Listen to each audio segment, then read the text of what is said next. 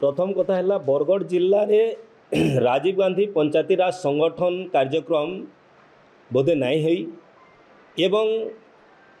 पंचायती राज संगठन राजीव गांधी पंचायती राज संगठन नाटा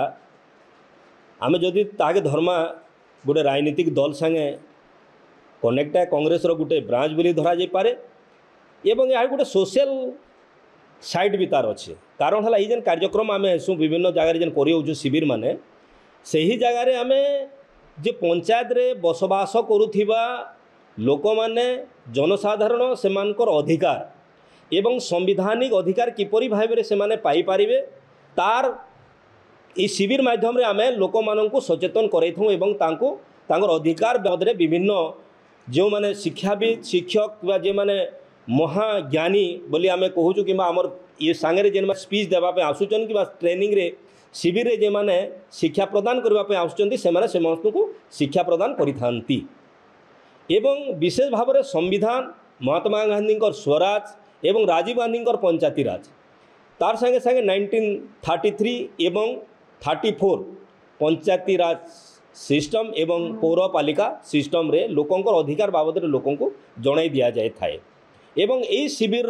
मुख्य उद्देश्य है समाज सेवा कारण है आम शिविर रे लोकों को शिक्षा एवं सचेतन करार सांगे सांगे श्रमदान जमी कि आपण मन को कहूली प्रतिदिन सकालू जिते दिन शिविर प्रतिदिन सकालू श्रमदान करा जाता है। कल्पना उपस्थित बरगढ़ इलेक्ट्रॉनिक प्रिंट मीडिया सांबादिक बंधुगण मोर बंधु पांडव कर्ण आपण को विस्तृत भाव में बुझेगी कहीगले खाली मोर संक्षेप द्विपद कथा कहवार अच्छे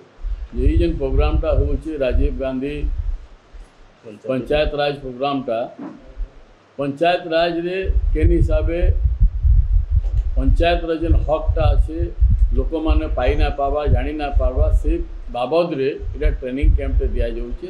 और ये ट्रेनिंग कैंप द्वारा लोक जानबे जे पंचायत रे आमे केन केन बेनिफिट पाइबा कथा पंचायत ऑर्गेनाइजेशन केन टाइप हबार कथा या उपरे विस्तृत आम गोटे वन टाइप ऑफ सेमिनार गोटे अच्छे